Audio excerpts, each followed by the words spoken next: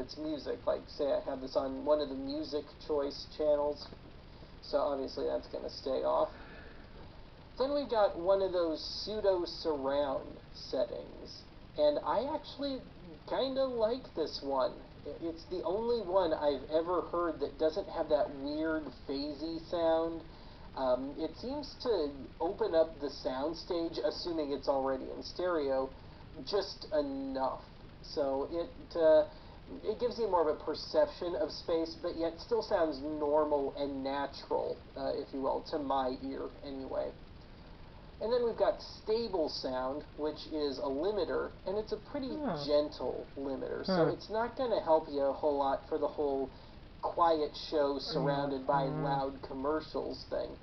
Especially these days, a lot of commercials are more of a EQ compression thing on the production end of things. But nonetheless, I have found myself okay with it, so I just leave it on. Now, let's just go through some stupid minutia here. So, it's got the V chip in it, so you can block out channels. But, of course, in this configuration and these days, it's kind of pointless. It's not going to help you a whole lot. But, yeah, nowadays that you do that through a cable box, I suppose, or maybe a streaming service if you're so inclined. Then, aside from that, this thing has got a, sticking with the whole kids control thing, you can set this to choke the video after a set period of time, so an hour, 2 hours, whatever you deem appropriate, to control your kids' TV intake, to control their video game time, that sort of thing. Now, you can also label channels, but you can only do it on the tuner. It's not going to help me here. I kind of wish I could label the inputs, and I do that on my flat screen. I've got it labeled so it's Blu-ray player, VCR, and so on, so I don't have to try and remember what order I have it hooked up in. And let's see, aside from that, we got a built-in clock, and no, it is not 6:33 in the morning when I'm doing this. I just never set the clock on here. But you can use that in tandem with a timer, and you can set this to turn the TV on and or off at a set time. So you could use it, I guess, as an alarm clock, you know, have it come on at, I don't know, 6 a.m. and wake up to the local news, if you're so inclined. But otherwise, really, that's all I can think of offhand. That's got to be all the relevant stuff.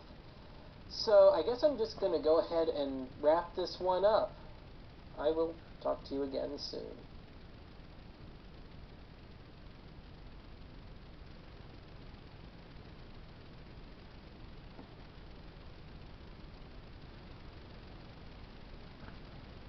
TV and the remotes into their respective garages. Well, obviously the TVs survived okay, but the remotes...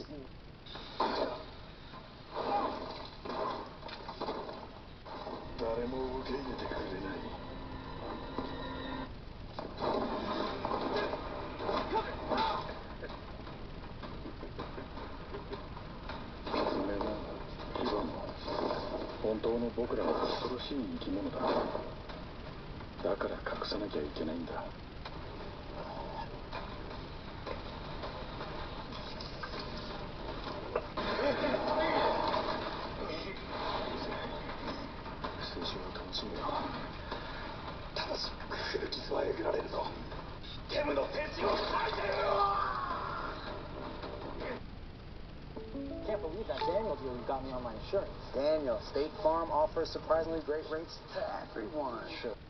Hey guys, Super Horror Bro Mike here, and in today's video we're actually doing a recap of some recent stuff released for Bendy and the Dark Revival. Now, you probably haven't heard the word Bendy on this channel for quite some time, because for a long period of time nothing's really happened in the Bendy community. We did have a recent book release called The Illusion of Living, which was sort of Joey Drew's memoirs, and I still need to make a video looking through that book and sort of explaining to you guys what happened inside it. It's quite a good book, so worth a read for sure. There's some new tidbits about Joey Drew's life and some extra sort of information about the studio in there.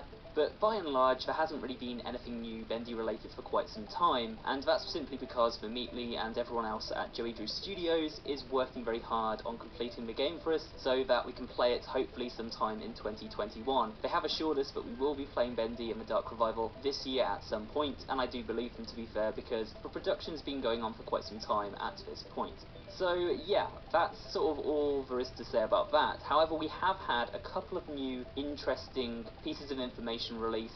The first one was a brand new screenshot which we got a few days ago now, and that was on the official Bendy Twitter account, and it says, "When the ink comes crawling, you better hide." A new Bendy and the Dark Revival screenshot to keep your inky hearts pounding as we work away on the game. And then it's got the hashtag "The Ink Demon Lives" and Bendy. Now if we have a look at this picture, guys, we can see that the first thing, at least to me, that really struck me when I looked at this image, the visuals look wildly better, wildly improved I should say, from the original Bendy and the Ink Machine. And it's not so much because of like the textures. I mean, the textures do look a little better drawn. I'm sure Vermeetly has improved in terms of his sort of drawing abilities for textures as he's gone along, but because of the simplistic art style, most of these changes come from improvements made to materials. As you can see, the materials look more detailed now, there's more like polygonal detail I guess to them, and also the lighting is far improved, and that's really the thing that stuck out to me, is the lighting looks far more atmospheric and far more detailed than before. I don't know if detailed is the right word for lighting, but certainly they've employed something to give it that extra, I don't know, realism. Even though it's a cartoon world, it looks more sort of realistic and not just flat lifeless lighting a lot of the time, and that's really going to help the game come to life. It's also going to really help the game feel far more scary, which is something they've said themselves that they're going for here. Now if we have a look at the image, just to give it a quick analysis, it seems to be an inkwell, and inkwells are used for filling up ink pots for the artists around the studios. This is actually something that's referenced in the original Bendy novel Dreams Come to Life, that these sort of artists were filling up their ink pots from around the studio at these kind of inkwell points, and we get to see it here. There are, of course, inkwell points in the original Bendy and Ink Machine, especially in Chapter 5. We use one to acquire ink to get the different pipe pieces to fit together the pipe puzzle in Chapter 5, but here it's really improved, it has a new look. You know, there's not really too much you can take from this image, but we can look to the safety instructions in the background and get a little more information about this machine. It says, "Carefully position your ink collection method beneath the flow nozzle. Do not remove the ink collection method until the ink has completely ceased to flow. Clear the nozzle weakly to prevent any blockages. Ignore any voices coming from the pipe, and slowly pour any excess ink into the drainage pan," which is obviously that pan at the bottom. The most noteworthy point, of course, is point number 4, where it says, "Ignore any voices coming from the pipe." Obviously stuff is brewing in there, is living in there in the ink, and moaning, much like we saw with Sammy's sort of organ. When we played that organ, if you remember, we heard the voice moaning from inside the pipes.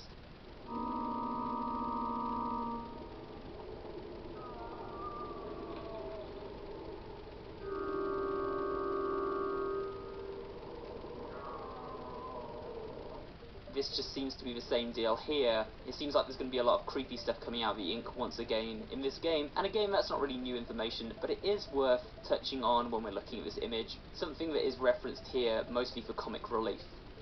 Now the second piece of information is something that I thought was even cooler, and this is actually a look at materials rendering in the game and new physics that the game's going to have. It was from Vermeetly himself, who's obviously working away on the game, and he said the Bendy team is adding lots of little awesome bits to make Bendy and the Dark Revival exciting and very interactive. And he's posted this sort of video, a short video of a wall made of bricks basically exploding, and I guess it's exploding because something's either coming out from behind it to attack the player, or the player has hit it with a weapon or blasted it with some kind of projectile and made a hole in the wall. This is actually really interesting because, as well as looking really cool and showing that there's a lot more physics-based rendering happening in the game, we can actually see that we're going to be potentially smashing through walls to access different parts of the stages, which is going to add a lot more to exploration, or stuff is going to be bursting out from the walls as we pass by, which is going to be really creepy. I mean, imagine the Ink Demon just smashes out from a wall, we hear this loud clattering of bricks, we turn around, see all these bricks and smoke and dust falling down on this debris, and then the Ink Demon just emerging, snarling, chasing us from